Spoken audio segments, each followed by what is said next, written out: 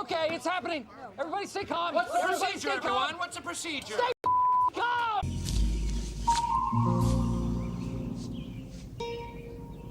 What the is this piece of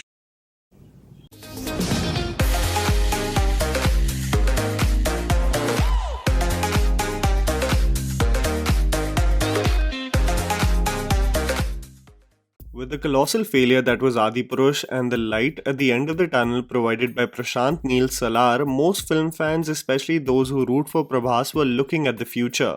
They wanted to forget about the indulgence of Saho, the unnecessary grandeur and messiness of Radhesham, the disrespectful misfire that was Adipurush, and wanted to focus on the positives. That Prabhas is going to feature in an unapologetic action film and the rebel star will finally return in his angry, vengeful avatar. The failsafe that is Prashant Neel and his universe is something most people anticipated to be the project that will hype audiences the most from the day when Prabhas's upcoming slate of films was announced. But the project that developed the most intrigue and curiosity was the Nag Ashwin project titled Project K, which is going to become one of the most expensive Telugu projects of all time. The film has been shot in Ramoji City in Hyderabad, and presumably a lot of effort has gone into creating the brainchild of Nag Ashwin and how he wanted this universe to look like. With high-end technology and futuristic cars being integrated into the world, I started to wonder during the development if Indian history and mythology, especially Kalki's story, is going to be presented if the modern world reached doomsday.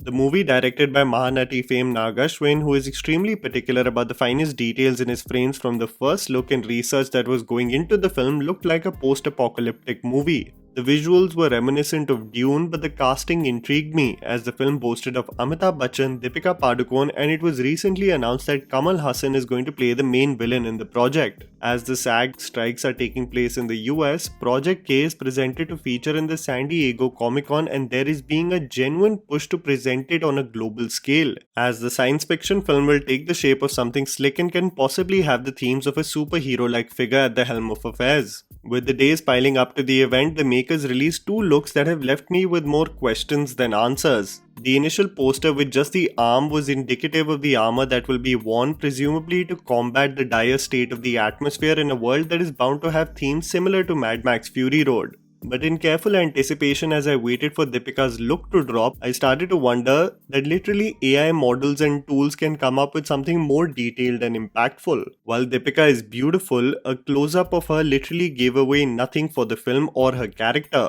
The first look of the film really should inject so much hype amongst the audience. Something that the announcement video of Jawan did so well for the Shah Rukh Khan film, or even what Salar was capable of doing with that exhilarating background score and teaser. But a close-up of Deepika's face just looking at the impending doom was underwhelming to say the least. One maybe wondered that Prabhas's look may be the clincher, something that will absolutely bowl us over and give us a glimpse of what Nag Ashwin is envisioning. But today, as Prabhas's look dropped, I wonder whether these marketing snippets are just being rushed. Is there even a careful consideration of what fans would think when you drop an image? Giving slight throwbacks to the Iron Man kneeling frame and a saturated yellow filter that all of us had to remind YRF we are tired of seeing. The head looks almost disproportionate to the metal armor that Prabhas is wearing, and while I do like the scruffy look with the long hair, probably reflective of just the post-apocalyptic setting and one being absolutely consumed by the turn of events taking place around him, it doesn't look entirely different from Prabhas landing up from the sets of Adipurush and just posing for a photograph.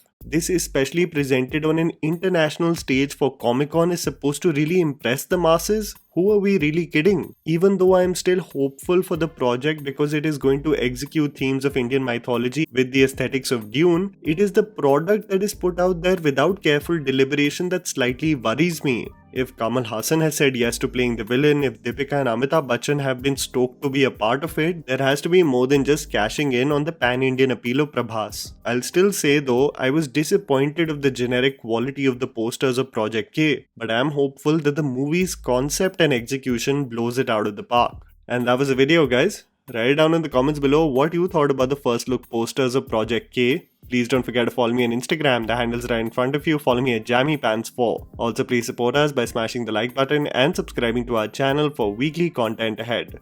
Thank you for watching.